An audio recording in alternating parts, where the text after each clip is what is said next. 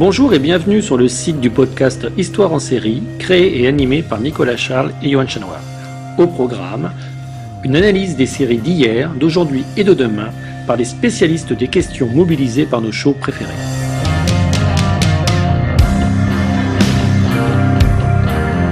Histoire en série, c'est le podcast qui met en relation histoire, sciences humaines et séries.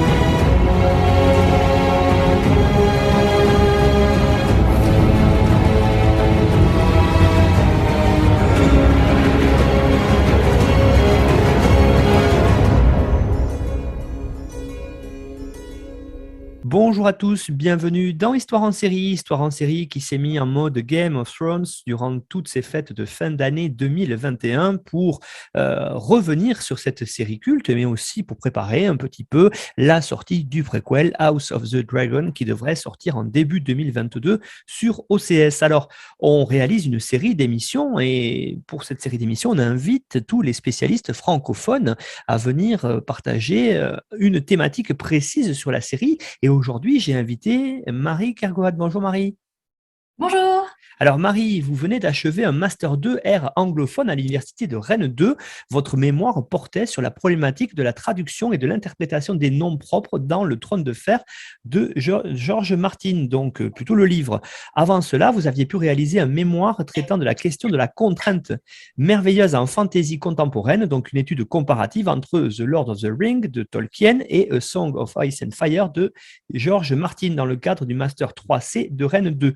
Vous officiez actuellement au sein du Laboratoire des Imaginaires, une association étudiante agréée Rennes 2 qui a pour objectif la promotion et la valorisation des travaux étudiants sur les médias de l'imaginaire ainsi que la diffusion de la culture des imaginaires à travers les rencontres avec le public. Donc vos champs de recherche recoupent en fait la fantaisie sous toutes ses formes, les mondes vidéoludiques et cinématographiques et plus généralement les jeux, tensions et contraintes narratives dans le cadre d'œuvres dites de genre. Actuellement, vous êtes en études de théâtre, vous préparez également un projet de thèse sur les représentations de l'escrime en fantaisie, études pluridisciplinaires mêlant littérature générale et comparée des arts du spectacle. Alors aujourd'hui, si je vous ai fait venir Marie, c'est pour évoquer les liens qu'on pourrait, si on peut dire, en tout cas, qu'est-ce qui se passe entre Tolkien et Martin, hein, donc c'est-à-dire à travers A Song of Ice and Fire.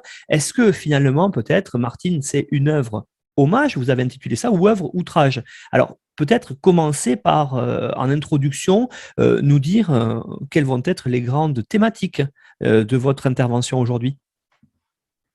Oui, alors tout à fait. Plutôt que des thématiques, j'aimerais davantage parler de contexte pour bien situer et voir pourquoi comparer ainsi Martin Tolkien et pourquoi ça m'est venu comme idée objet de recherche il y a quelques années.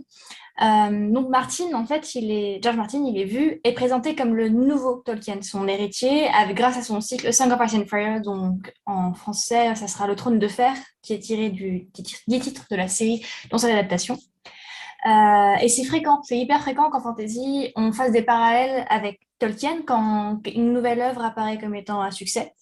Sauf que là, il y a une différence majeure avec les autres auteuristes de fantasy qui l'on compare au philologue d'Oxford, donc Tolkien, à savoir que c'est bien Martin qui est le nouveau Tolkien et pas seulement son œuvre qui est le nouveau Seigneur des Anneaux, c'est bien lui qui est vu comme le nouveau Tolkien. Il devient une sorte de figure de proue du genre.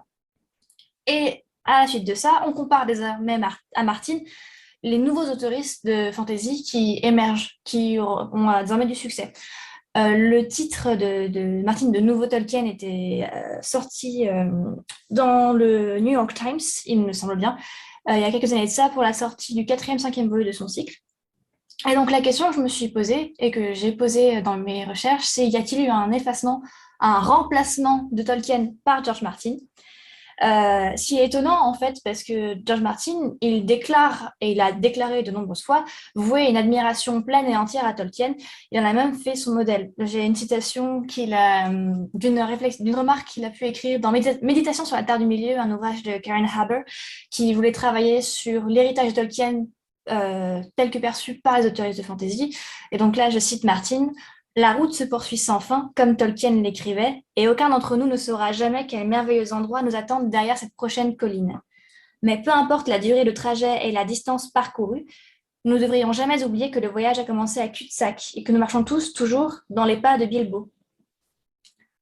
Cette remarque de Martin et cet ouvrage de Karen Haber, ils sont pas liés au hasard parce que Tolkien est vu comme étant à la naissance du genre de la fantasy, comme le parangon du genre et sa figure tutélaire. Il y a une vraie notion d'héritage qui se crée autour de lui, même si le genre de la fantasy n'est pas né avec lui, il est né auparavant au XIXe siècle, mais bon, on ne va pas parler de ça aujourd'hui. Et pourtant, du coup, alors que Tolkien est ce père spirituel de la fantasy, l'œuvre de Martin séduit parce qu'elle proposerait quelque chose de différent, un vent frais sur un genre qui se serait limité au modèle tolkienien. La question donc, c'est est-ce qu'il rompt avec la fantasy tout en devenant le modèle du genre? Donc, dans ce cas et dans ce cadre, A Song of Ice and Fire s'inscrirait-elle comme une œuvre faisant hommage au conte de la fantasy, ou plutôt donc comme un cycle qui vient outrager sa dépouille? Voilà. Alors, vous proposez en premier pour étudier cette liaison, on peut dire, en tout cas, cette relation peut-être entre les deux, se dire qu'il y a un air de famille, c'est-à-dire voir véritablement, on va se poser tout d'abord en première thématique dans la question de comprendre si entre le Seigneur des Anneaux et le Trône de Fer, il y a des liens supposés. Alors, peut-être commencer par l'idée que finalement, dans les deux ouvrages, il y a des matières qui sont vraiment similaires. Oui, c'est ça. En fait, cet air de famille, il n'est pas anodin et il ne sort pas de nulle part parce que quand on s'intéresse aux deux œuvres et qu'on s'amuse à les comparer, on réalise bien vite qu'il y a plusieurs éléments qui se recoupent. Alors, d'abord, dans la diégèse, c'est un terme de littéraire, mais on va donc, en gros, le fil narratif des œuvres vont se recouper. J'avais fait un petit résumé comme ça que j'avais écrit pour un article qui est paru récemment dans les actes du colloque des Imaginales. Là. Et donc, je m'étais amusée à faire un résumé qui pourrait marcher et pour le Trône de Fer et pour le Seigneur des Anneaux. Et je vais vous lire vite fait pour vous donner un petit peu une idée de comment ces fils narratifs peuvent se recouper. Donc, l'histoire de Song of Ice and Fire débute dans une terre isolée au cœur des contrées septentrionales d'un continent imaginaire évoquant l'Europe médiévale. L'automne est près de perdre ses dernières feuilles avant que l'hiver n'apporte la bise, et le monde semble suivre innocemment son cours. La vie est simple et paisible. Les habitants attachent une certaine importance à l'entre-soi. C'est une terre de tradition qui tient à son autarcie, bien qu'elle ait connaissance de ce qui est vu comme le monde extérieur, pour lequel elle réserve une certaine, parfois forte, méfiance. Le lectorat est alors amené à rencontrer un groupe de jeunes gens issus de la noblesse des environs, à la fois symptomatiques du monde qui les entoure et différents de leurs congénères.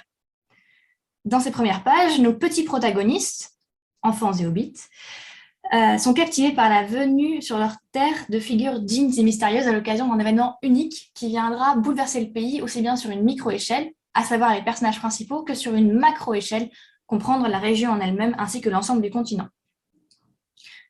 Conjointement à la venue de ces nobles figures, c'est la magie elle-même qui s'en vient, ou plutôt s'en revient. Comme les dragons, qui en sont une émanation, elle était jusqu'ici oubliée. Son existence déniée ou réduite à vivoter au travers de contes pour enfants et d'histoires dont seuls des individus vus comme gâteux peuvent se souvenir. Mais cet élément clé de la fantaisie ressurgit et est finalement reconnu.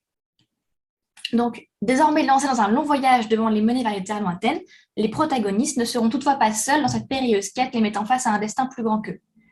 Bien qu'ils soient bientôt séparés, et rencontreront au gré des routes nombre d'adversaires, certes, mais aussi des alliés qui participeront chacun et chacune à leur manière à l'éducation toute qui est une éducation typique du roman d'apprentissage de nos jeunes individus, celle-ci ne prenant fin qu'avec l'achèvement de la quête et le retour doux amer du printemps. Au centre de ces récits, il y a un objet de pouvoir doté d'une puissante aura, l'anneau, le trône, qui constituera l'instance autour de laquelle se recoupe chaque fil narratif, le cœur et le corps même des œuvres labyrinthiques, en somme leur élément définitoire. Donc, au-delà de ces résumés qui se recoupent, comme on peut le voir, on va retrouver entre les deux œuvres des grandes thématiques communes. On va voir par exemple des archétypes de personnages qui se rejoignent. Je pense par exemple au personnage Sam, qui a pu faire l'objet de plusieurs mèmes d'ailleurs sur les réseaux sociaux et sur Internet, où on comparait Sam Gamgee et Samuel Tarly comme étant le héros qui va aider un des personnages principaux, Frodon et Jon Snow, à avancer dans leur quête, qui vont les soutenir, les aider, les conseiller, porter les poids à leur place, etc. Donc, il y a la figure de l'allié. Il y a la figure du mal aussi qu'on retrouve, bien entendu, donc Gandalf, qui va se mettre en parallèle des différents maîtres, par exemple, du Trône de Fer. La figure du chevalier. Donc là, évidemment, si on a vu la série, on va penser au parallèle permis par Sean Bean entre Boromir et entre Ned Stark.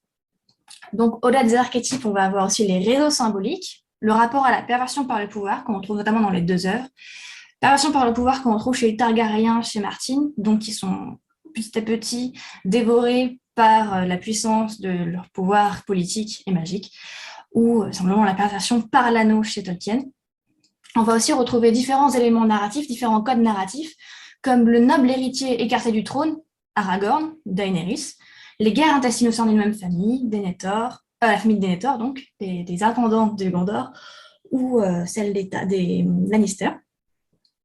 Au-delà donc aussi de ces éléments intratextuels, on va retrouver le respect de ce qu'on appelle le paratexte tolkienien, donc les codes de la fantaisie qu'il a pu mettre en place et qui vont autour de la narration, autour des romans, et qui sont devenus un peu des passages obligés des différents ouvrages de fantaisie, avec les cartes, les annexes, les listes de personnages, c'est des choses qu'on retrouve aussi chez Martin. On va aussi retrouver cette notion d'univers-monde en extension, puisque comme le Trône de Fer, comme le Seigneur des Anneaux ne se limite pas au bouquin, on va avoir le Silmarillion à côté, on va avoir le Hobbit, on va avoir ensuite les différentes œuvres qui vont continuer dans cet univers-là. Ça va être le cas chez Martin aussi. On a vu aussi avec les différentes préquelles qu'il a pu écrire avec Dunkelhoff ou simplement avec les grandes encyclopédies qu'il a pu écrire sur son univers à lui. Donc, on retrouve les notions d'univers étendu, les développements encyclopédiques, les développements intermédiatiques, parce qu'il y a aussi les adaptations, bien entendu.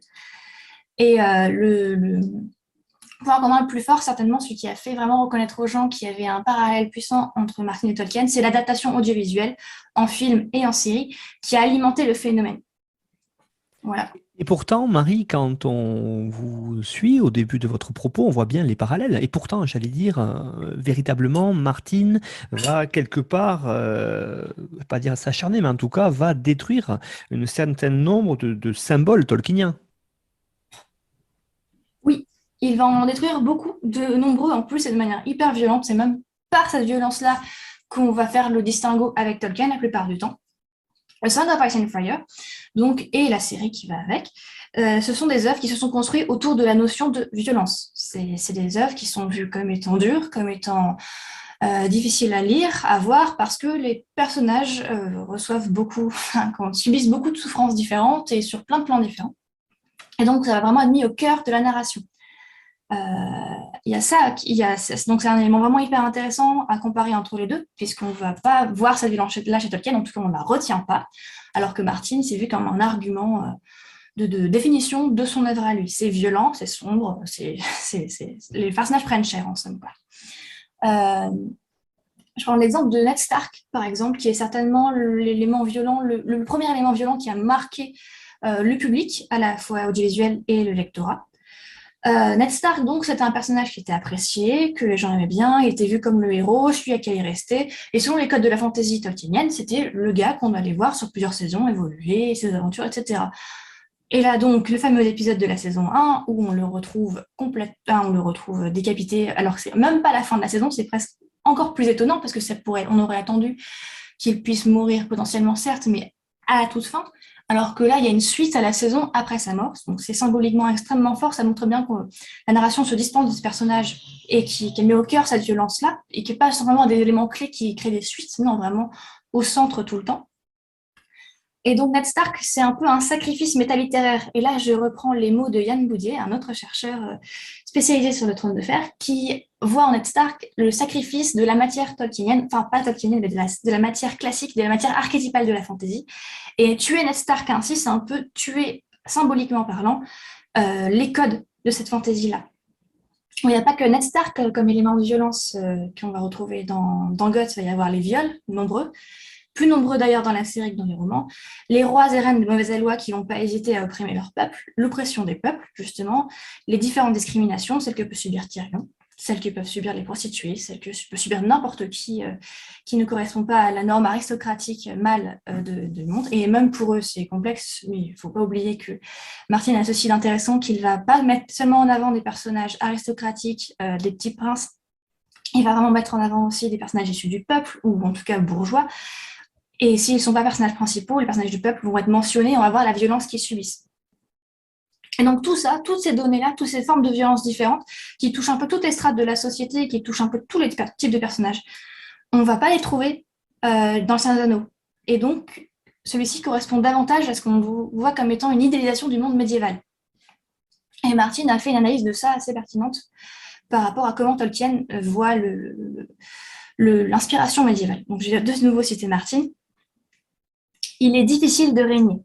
Voilà ma réponse à Tolkien, avec qui, malgré toute mon admiration pour lui, j'entre parfois en désaccord. Le Seigneur des Anneaux avait une philosophie très médiévale. Si le roi était un homme bon, le pays allait prospérer. Quand on jette un œil à la véritable histoire, ce n'est pas si simple. Tolkien peut dire qu'Aragorn devint roi, régna un siècle entier, et qu'il fut sage et bon. Mais Tolkien ne se lève pas de questions comme « Est-ce qu'Aragorn a lancé une politique de génocide systématique des orques ?»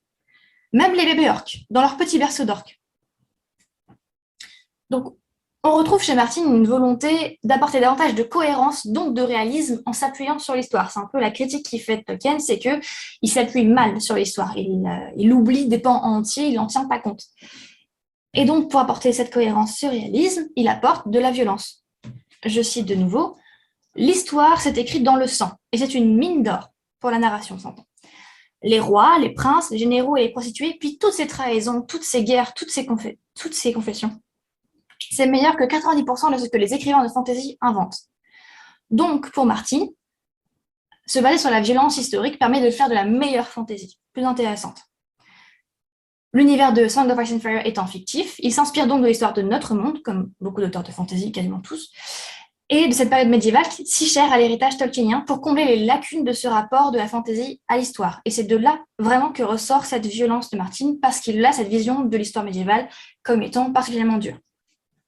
On a enregistré effectivement une émission sur l'histoire avec Thierry Soulard et justement c'était intéressant parce qu'il évoque l'idée aussi de ce médiévalisme boueux comme vous le faites, une esthétique quand même très particulière ici à Martin et dans la série donc Game of Thrones.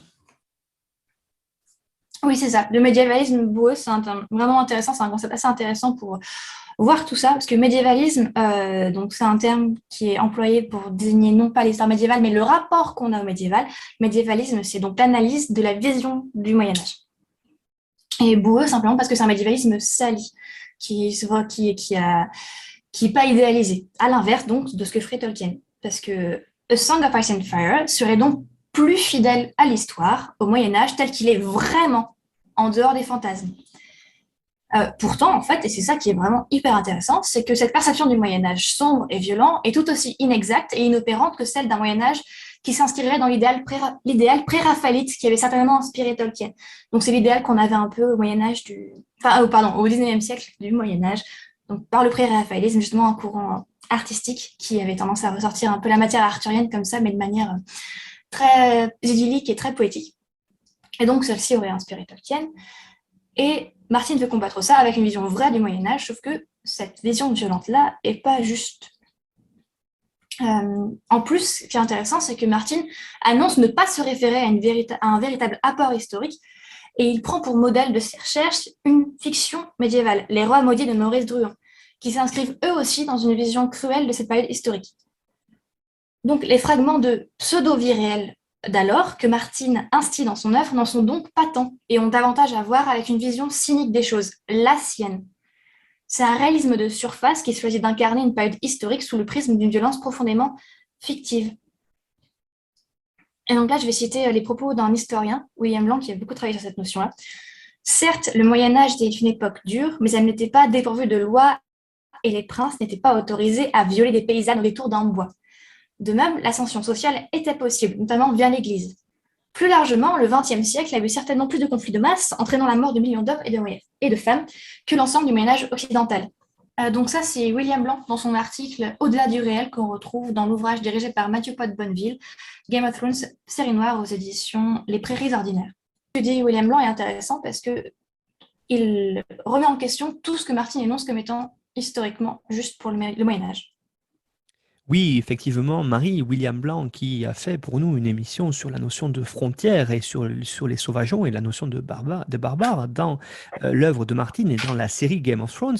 Alors, on en arrive maintenant à la deuxième partie de votre propos. D'ailleurs, peut-être vous allez faire une petite introduction parce que cette partie-là, vous l'avez joliment d'ailleurs intitulée Fantasy d'Elenda Est. Qu'est-ce que vous avez voulu nous dire là-dedans? Alors, Fantasy d'Elenda Est. Alors déjà, j'ai fait du latin pendant 10 ans. Ça m'a aidé à trouver ce petit jeu de mots de latiniste que donc, à part les gens qui ont pu faire du latin, ne vont pas forcément saisir. Mais c'est donc une parodie de la citation de Caton l'Ancien, Carthago delenda est, il faut détruire Carthage. Et donc, la Fantasy d'Elenda Est, on se retrouve avec il faut détruire la fantaisie. Donc, c'est un peu une formule que j'ai voulu ressortir et créer pour mettre en avant ce rapport qu'on a voulu percevoir comme étant celui de Martine à la fantaisie et donc à ceux qui l'ont suivi ensuite. Parce que suite à Tolkien, la fantaisie s'est risquée à une forme d'épuisement générique, une forme d'épuisement d'elle-même en fait. Dans le sillage de Terry Brooks et les Chroniques de Shannara, qui était une des premières œuvres de fantaisie à la suite de Tolkien et qui donc reprenait beaucoup ses codes et les reprenait tellement que ça en devenait une copie. Donc, il y a eu une volonté, après le succès de Tolkien, de suivre la fameuse recette Tolkien, celle qui mène au succès. Et ça a mené à l'émergence de multiples Tolkien-likes, comme on les appelle, et donc forcément à une certaine lassitude, puisque les gens en ont eu marre d'avoir tout le temps les mêmes types d'histoires. Donc Tolkien, pour rappeler un petit peu, c'est le sous-genre de la high haute fantasy.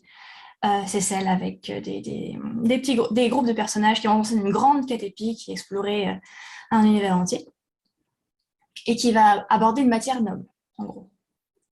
Donc, dans le sillage de cette haute fantasy, dont Tolkien est le modèle, on va voir émerger plusieurs autres sous-genres qui viennent apporter des variations esthétiques et narratives au genre de la fantasy, dont plusieurs qui s'inscrivent dans un réalisme sombre qui supposément s'oppose à celle de Tolkien, de la haute fantasy, donc Fantasy d'Elenda Est.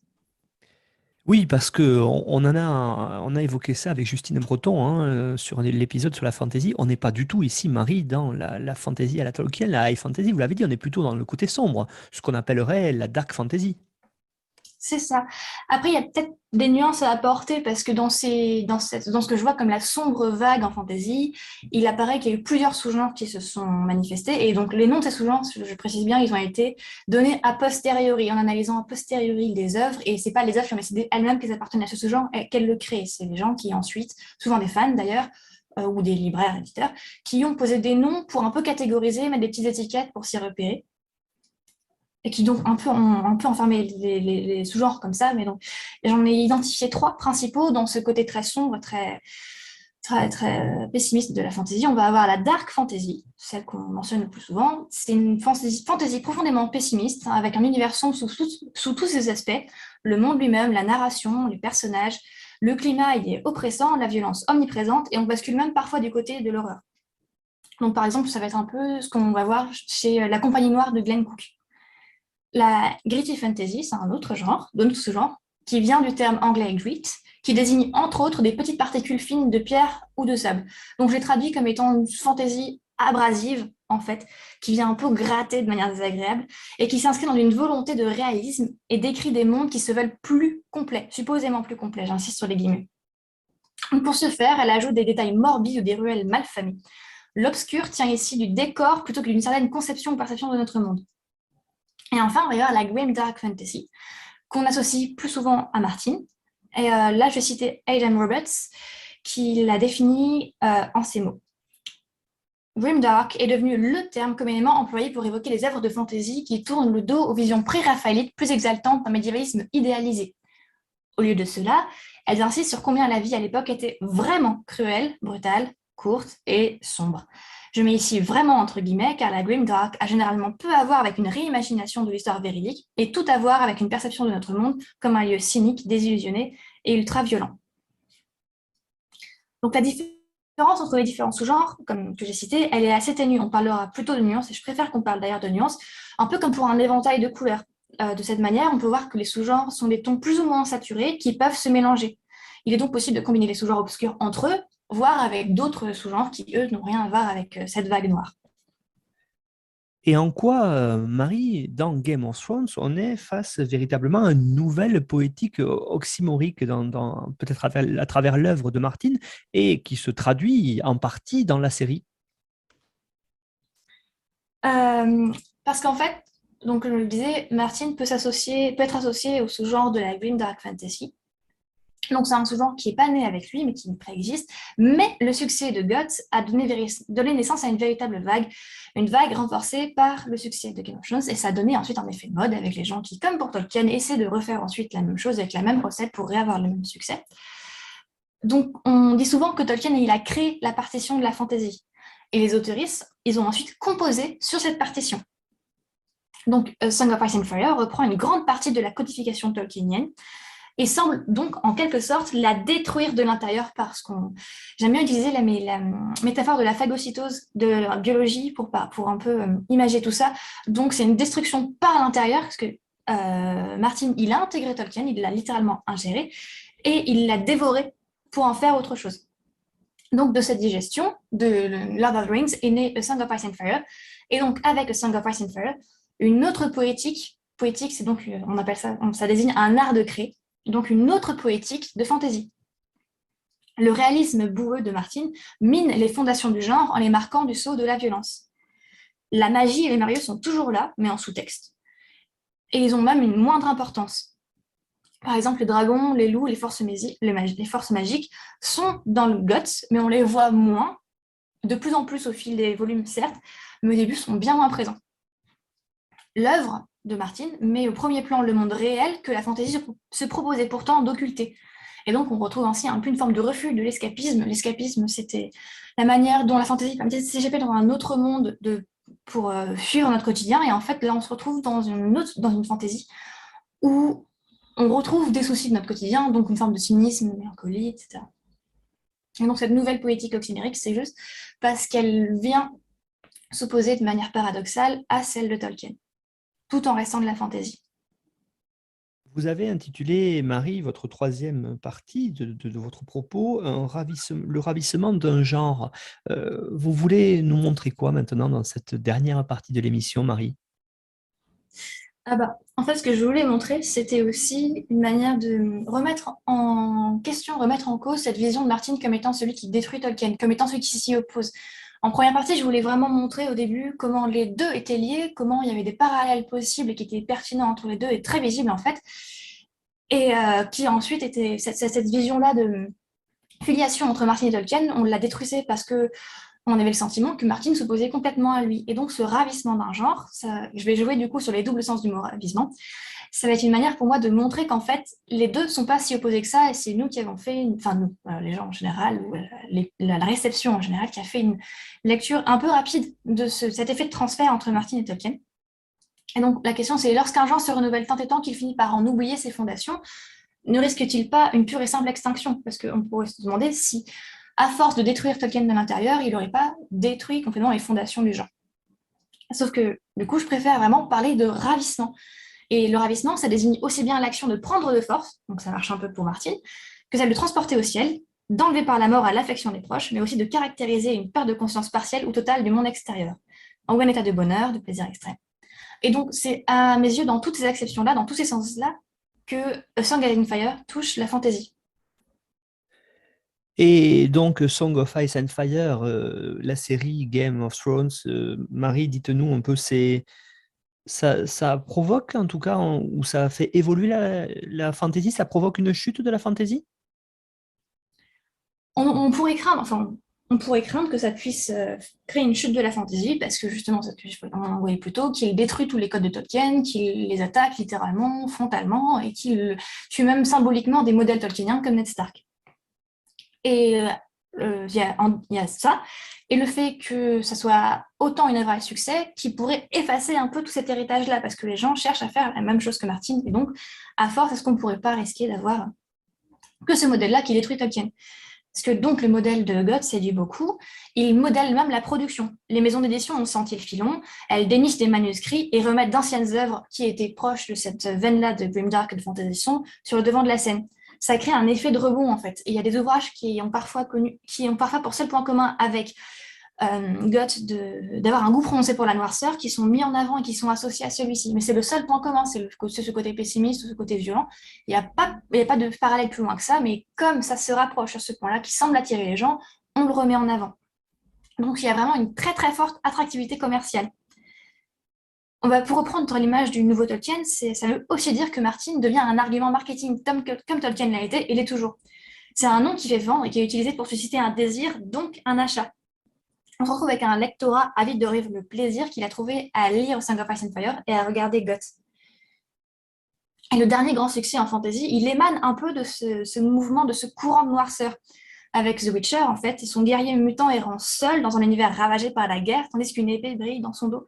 La quête du sorceleur, qui traite des thématiques telles que l'identité, la vengeance, l'humanité ou la rédemption, s'inscrit ainsi dans ce modèle générique et révélatrice des goûts actuels du lectorat ainsi que des spectatrices et joueurs et joueuses. Et du coup, par rapport à votre propos, Marie, est-ce qu'il ne faudrait pas voir une nouvelle lecture de Tolkien, le voir différemment et ça permettrait d'avoir par là même une nouvelle perception de Martin?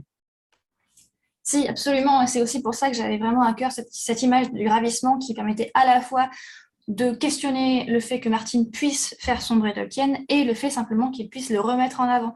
Parce que à travers A Song of Ice and Fire, plutôt qu'une destruction de l'héritage de Tolkien par Martin, je préférerais y voir un questionnement sur la perception que l'on a du Seigneur des Anneaux.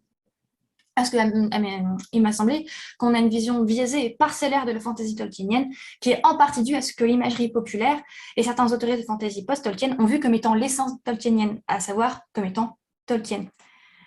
Et pourtant, en fait, tous ces codes, cette vision-là très codifiée qu'on a de Tolkien, elle n'est pas forcément justifiée quand on se penche sur son œuvre. Et c'est ça qui est intéressant et paradoxal. Martin avait d'ailleurs analysé ça. Et il remet au goût du jour certains a priori sur l'œuvre de Tolkien. Donc il dit « Quand je lisais Le Retour du roi, je ne voulais pas que ça se termine. L'histoire est terminée et ils ont détruit l'anneau. Mais il n'a pas écrit car ils vécurent heureux à jamais. Au lieu de cela, ils rentrèrent chez eux et là-bas, tout avait été foutu en l'air. Les méchants avaient réduit ensemble une partie des forêts et une tyrannie inspirée par le fascisme avait été mise en place. Cela me parut décevant. Frodo ne vécut pas heureux pour toujours et n'épousa pas de jolis hobbits. Il était blessé à vie, il était abîmé. Le monde de Tolkien avait un coût réel. Et je pense que c'est en partie ce pourquoi les gens lisent, terrorisent encore ces livres. Donc là où l'imagerie populaire a figé Tolkien et la fantaisie qui en découle dans un carcan d'idéalisme et une perception du monde manichéenne, on retrouve en fait une forme de réalisme pessimiste chez Tolkien, c'est un réalisme qu'on a oublié en fait, justement par la manière dont il a été approprié ensuite. Et donc ce réalisme pessimiste-là, il fait écho bien évidemment à A Song of Ice and Fire, pour qui le happy end est réservé uniquement à un petit groupe de personnages. Et donc chez Tolkien, ce petit groupe de personnages, c'est Frodo Bessac, et il est exclu du happy end Frodo, à la fin. Donc le manichéisme qu'on a reproché à Tolkien, lui aussi, est à questionner. On l'a reproché à Tolkien et on en a loué l'absence chez Martin comme étant un argument de vente. Pourtant, c'est une mauvaise lecture de l'œuvre de Tolkien parce qu'on le retrouve, en fait, ce non-manichéisme. Il n'y a pas de personnage fondamentalement bon ou mauvais chez Martin, et les antagonistes chez Tolkien, et les antagonistes, à savoir Gollum, sont les personnages qui ont été pervertis et dominés par le pouvoir. À la base, ils n'étaient pas forcément mauvais, c'est le pouvoir qui les a pervertis ensuite qui en a fait des antagonistes. Le pouvoir, c'est vraiment la seule unité maléfique manichéenne chez Tolkien, c'est le symbole du mal par excellence. Et je rappelle ici que Tolkien était fondamentalement catholique, et donc il y a tout ce jeu hyper important sur les concepts symboliques qu'on retrouve chez lui. Donc, chez Tolkien, n'importe qui peut devenir mauvais. Et même les personnages les plus nobles et puissants ont conscience de ce risque. Je pense ici à Galadriel, Gandalf et Elrond qui ont refusé de tenir l'anneau ou de s'en approcher parce qu'ils avaient peur en fait de sombrer. Alors que ce sont supposément des personnages hyper positifs. Et donc, il y a un peu une tendance permanente chez Tolkien au doux amer, au bittersweet. Et cette catastrophe qu'on retrouve à la fin des Anneaux, donc c'est une catastrophe heureuse, qui a des conséquences heureuses, se retrouve dans les volontés de Martin, qui a déclaré qu'il avait à cœur, lui aussi, d'offrir une fin douce amère à son cycle. Il y a un moment clé de la série, je dis de la série parce qu'on n'en est pas encore arrivé là dans les romans, qui est d'ailleurs à l'image de cette catastrophe et de ce côté très doux amer. Alors que les romans ne nous confirment pas pour l'heure si Jon Snow est ressuscité, la saison 6 nous présente le retour à la vie du commandant tant attendu, mais dans des conditions bien particulières. Quand il revient à la vie, Jon Snow est mélancolique, donc chaque résurrection s'accompagne d'un peu moins de ce sentiment de vie. Ils reviennent toujours, certes, mais de manière toujours plus mélancolique et sont toujours un peu moins eux-mêmes qu'auparavant. Donc on se retrouve ainsi avec une fantaisie douce amère. C'est l'hommage de Martin à Tolkien qui rétablit le canon du genre sur les principes que le Britannique avait mis en place. Merci Marie Kergoat pour cette émission autour des liens et à la fois des points communs et des antagonismes entre l'œuvre de Tolkien et l'œuvre de Martin. Vous avez fourni une bibliographie indicative que l'on retrouve sur la page de l'émission de notre site internet histoireensérie.com qui permettra aux auditeurs et auditrices d'aller plus loin et peut-être donner envie de relire les deux sagas et pourquoi pas, comme vous l'avez fait, de pouvoir les interpréter et de comprendre à la fois ce qu'il y a pu y avoir comme modèle en tant que chez de Tolkien, chez Martin. Merci beaucoup pour cette émission que l'on retrouve en résumé sur le site de notre partenaire nonfiction.fr. Merci Marie, à bientôt. Merci, au revoir.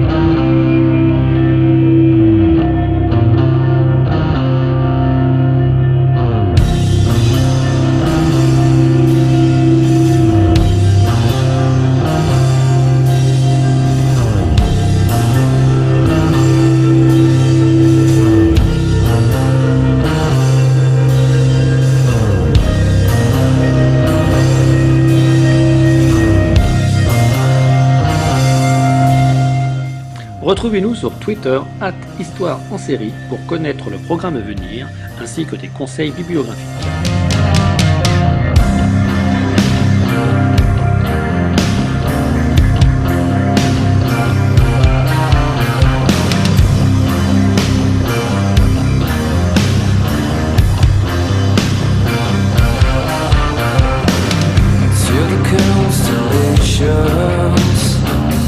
Travel launches to clear.